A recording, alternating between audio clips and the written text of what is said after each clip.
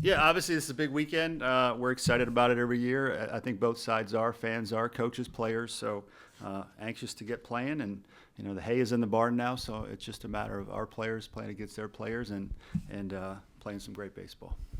Starting off the Just column. a housekeeping thing. Sanders, Hall, Mahoney, starting rotation. Most likely, but you never know.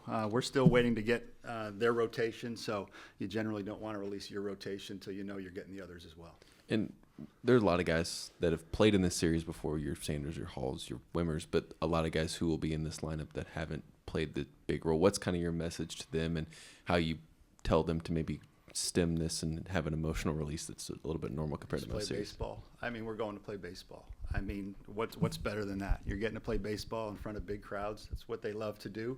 That's why they come to a place like South Carolina. So, we're not going to use the word pressure. Pressure is what people feel that aren't prepared. These guys are prepared. They're talented. So we're going to go do the best we can, have a lot of fun with it. Yeah, I was actually just going to ask about I beat managing you to the punch there. managing the emotions of it. I mean, because you have guys on the team that have grown up around this rivalry, that have seen it, that have wanted to be a part of it.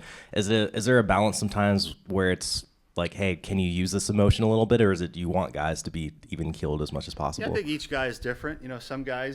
Some guys can use it to maybe even have a sharper focus than normal. Some guys need to make sure that they don't make it bigger than it is, because then you get overwhelmed. I think each guy is different. I think as coaches, we're gonna stay very even keel and just let them know that our job is to go out and be prepared and play solid baseball regardless of the opponent.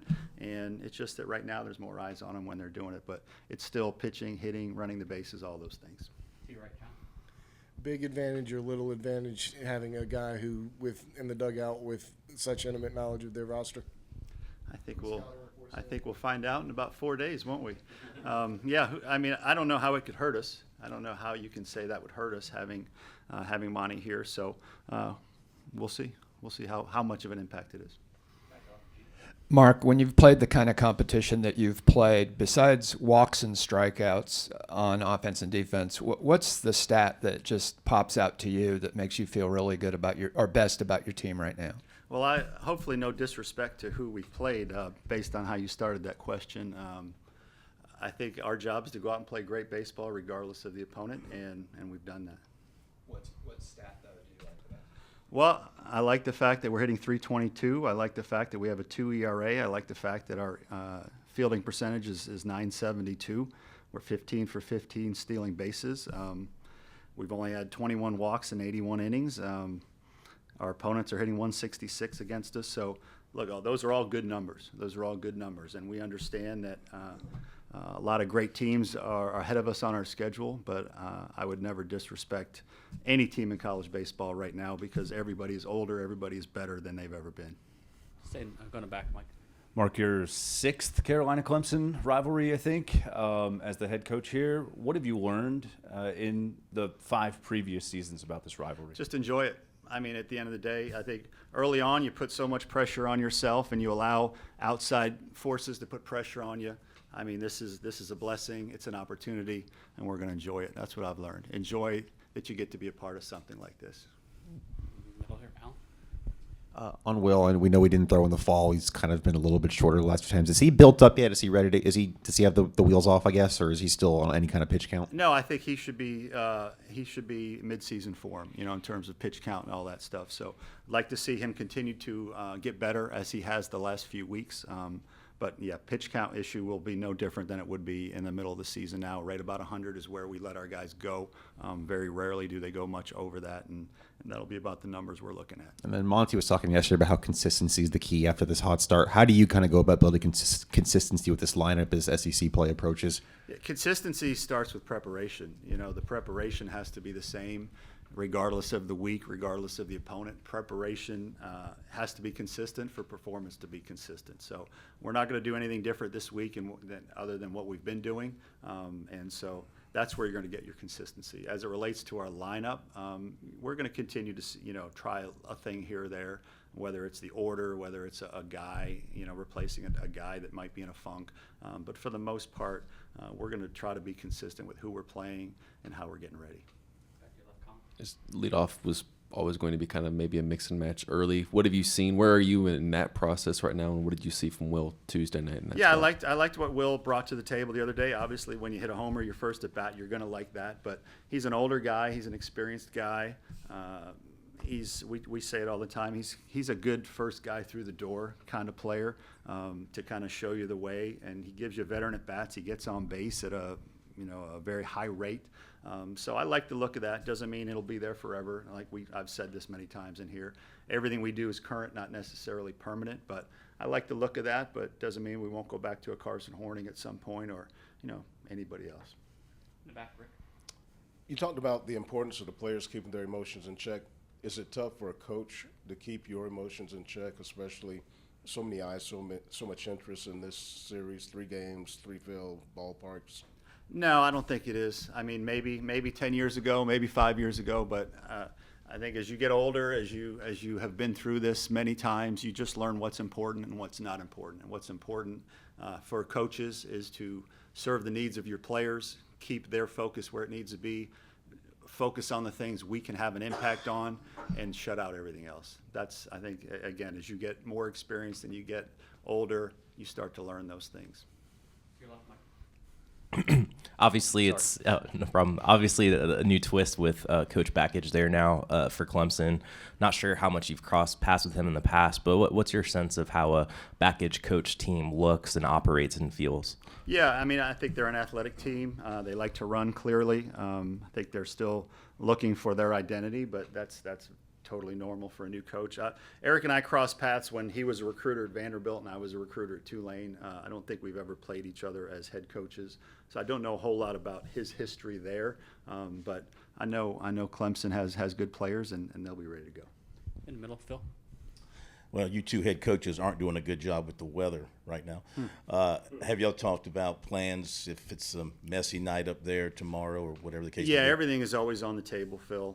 You try to have plan A, plan B, plan C, and then there will always be negotiations and disagreements and agreements on what the next step is, and then you just try to find what works best for both sides.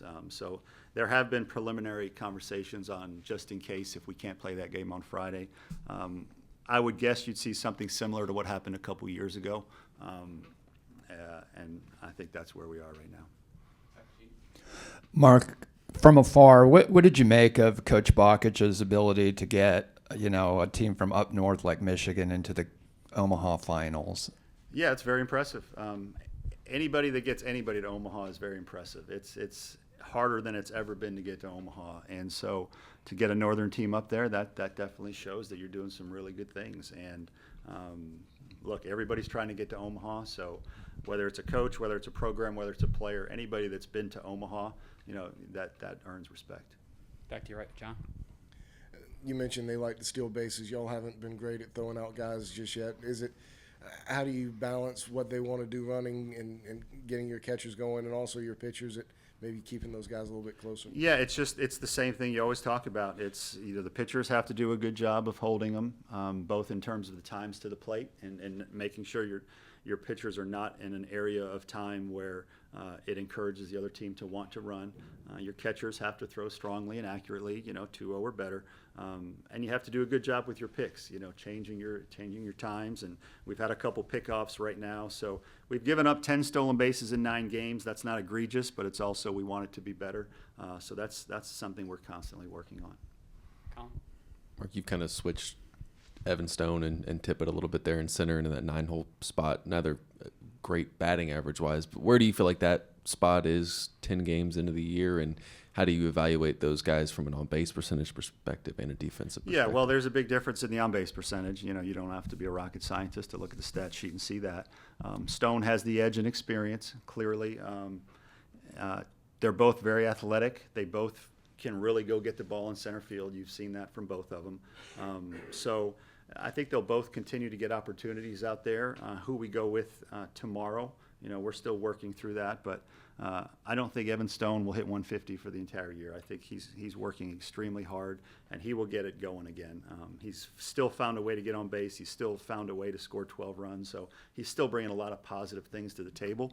But him and Tippett, we all know we want more production out of the 9-hole there, whoever it is, and I'm confident we'll get it. Mike.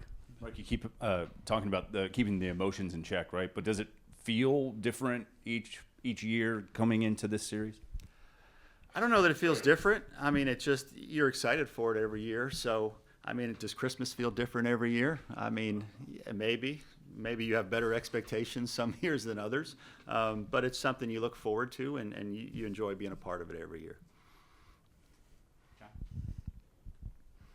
Does it make a difference coming into this series on any kind of streak? You know, last year Clemson had a nice winning streak. This year, not so much. They've lost a few in a row. Y'all have got a nice one. Does it matter at all? I don't think so, John. I mean, Jim Leland said momentum is your next day's starting pitcher, so I'm a big believer in that. How them or us played in the past has nothing to do with how we'll play Friday, Saturday, Sunday. So at the end of the day, it's going to be who makes pitches, who gets clutch hits, who makes the routine plays, who handles tough situations in close games.